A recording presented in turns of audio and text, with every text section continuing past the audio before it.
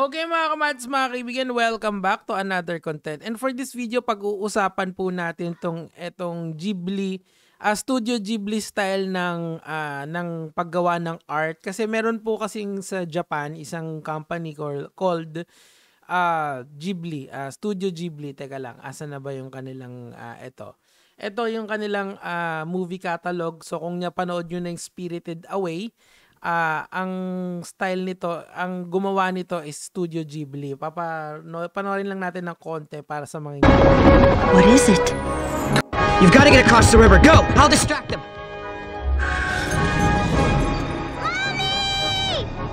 So, pinapakita ko lang sa inyo to para magkaroon kayo ng magandang context dito sa ating kinaharap ngayon. Kasi po, marami silang mga sikat na mga pelikula na in Ghibli art style yung kanyang yung pagkaka-drawing sa kanya. Now, ano kasi yan depende sa studio. Halimbawa, ang Dragon Ball Z, yung style ni Akira Toriyama. Nakita niyo yung style ni yung pagkaka-drawing sa kanila, 'di ba?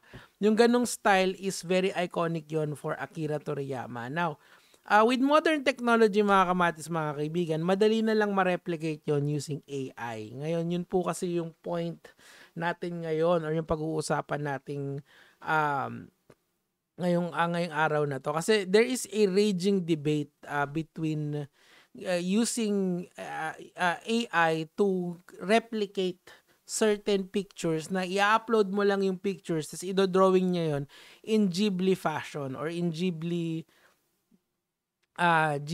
Ghibli style of drawing. Now, papakita ko sa inyo yung mga nangyari. Naaalala nyo tong iconic meme na to. Actually, eto yan mga kamatis. Ayan yun, di ba? So, kitang-kita nyo talaga kung gaano kagaling ang AI generation ngayon. So, yung picture na napaka-harmless, ginawa niyang Ghibli style yan. And many iconic pictures are getting generated through ChatGPT ng ganitong klaseng galawan. Ngayon yata, tinanggal yata nila to kasi nga, Ghibli is going through a legal battle with is going to go to legal battle with AI with ChatGPT. Ayan, ito, alam niyo yan, 'di ba? Very iconic yan. Ghibli style na naman yan. Ito rin, tsaka ito na lang tingnan natin yung si Turkish Shooter. Ayan, kita nyo, yung mga memes ginawa nilang Ghibli style. Ito yung kay Trump, 'di ba?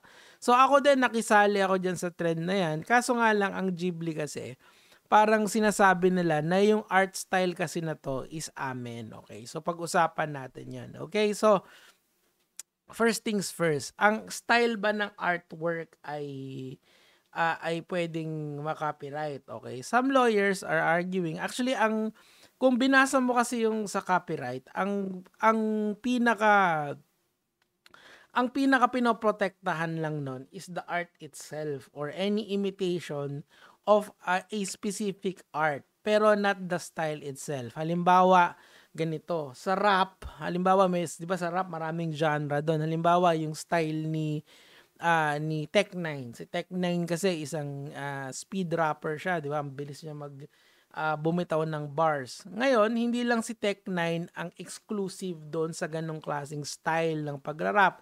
Sa atin, nandyan si Smaglas. Sa Amerika, nandyan si Busta Rhymes. So, ibig sabihin, yung pag-i-speed rap itself is not protected by copyright. However, yung mga kanta ni Tech9 ay protected by copyright.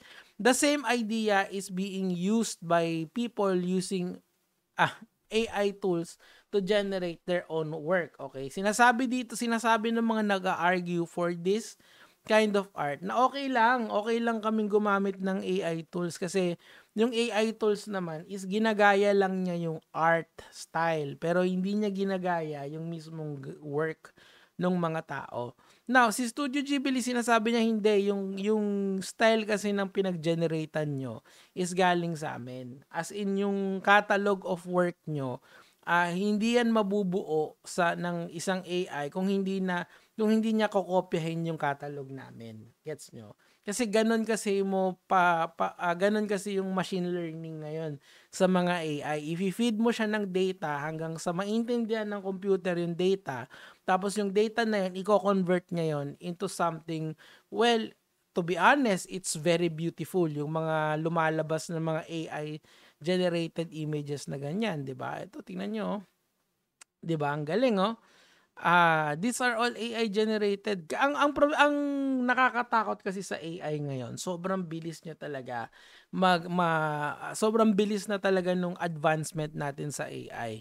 Can you just imagine nung last year lang wala ito, pero ngayon nagdagsa na. And when something goes viral sa internet, yung mga ganitong klaseng AI generation, ang bilis niya talaga mag-produce ng mga ng mga ng mga content, 'di ba? Ayan, ang galing, oh. Ang husay. Yun lang ang masasabi ko. Pero ngayon, now, this will set a precedence kung ako yung tatanungin nyo. Kasi there is no law really on AI tools, 'di ba? Ang meron lang talaga is copyright protection. Halimbawa, if one artist, kunyari, nag-drawing siya ng Ghibli style na parang ang kunyari dinrawing niya lang yan, hindi niya generate ng ganyan. How is that not different from the machine? Kasi the machine kasi can mass produce this at a very ultra fast level, 'di ba? So these are the things na kakaharapin natin sa modernong panahon kasi we need to set guidelines para yung mga ang pinaglalaban kasi ng Ghibli Studio dito kasi mga kamatis, mga kaibigan, in the spirit of this all is yung tinatawag na artistic integrity. Kasi kami, bago namin na-formulate yan, it took us years and years of practice, years and years of alam mo yun, hard work, and yung iba, hindi naman lahat ng palabas nila is tinatangkilik like yung mga hits nila, di ba? But etong AI na to, bigla na lang papasok, tapos bigla niya lang gagayahin yung art style nila nang wala lang, 'di ba? Kasi look, etong style na to, mga kamads, mga kaibigan, it took a person years to develop, tapos may puso yan, 'di ba? Ginawa niya yan with the intention of this is my expression. Ito yung expression ko as an artist Tapos bigla na lang kokopyahin ng AI. Yun yung pinaglalaban ngayon ng Ghibli Studio. Kasi nga, galing sa amin yung data mo Hindi naman yan mabubuo kung wala kang data. Okay sana kung may talent ka Hindi, yung mga developers naman ng AI, meron silang capability to create to code, 'di ba? Yung kasi of course you need to code this very complicated machine learning ng AI ngayon to bago mo i-feed ng data yan to create these wonderful images. But then again, where is the artistic integrity dito? Yun kasi yung pinaglalaban nitong studio na to In my opinion, opinion lang naman, in my opinion talaga, dapat there is a fine line or at least man lang there is a distinction from AI-generated work and gawa ng tao. Sa tingin ko, kung gawa yan sa ChatGPT, at least dapat may watermark yan that this is AI-generated. Kasi ngayon, kalat siya sa internet, kita mo. It just shows you how powerful AI is right now. Pati ito, kita mo, ang galing, sobrang galing talaga. Yung Mona Lisa, tingnan mo yung Mona Lisa.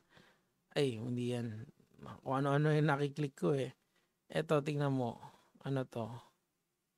Sa X kalat yan Kasi international news talaga to It's just amazing tong mga ganitong AI na to. Na ang bilis nila talaga pagka they set on a project, it happens, 'di ba? Anyway, mga kamatis, mga kaibigan, ako gusto kong malaman yung mga opinion ng mga artist dito. Do you think na this is okay? This is not okay? Kasi tandaan nyo, yung specific work ang may copyright protection, hindi yung style. Alalahanin nyo lang yung analogy na binigay ko sa inyo. Yung about sa mga genre ng raps. Okay? May mga mabilis mag-rap dyan or may style na hindi lang isang rapper ang meron ang merong ganon, 'di ba?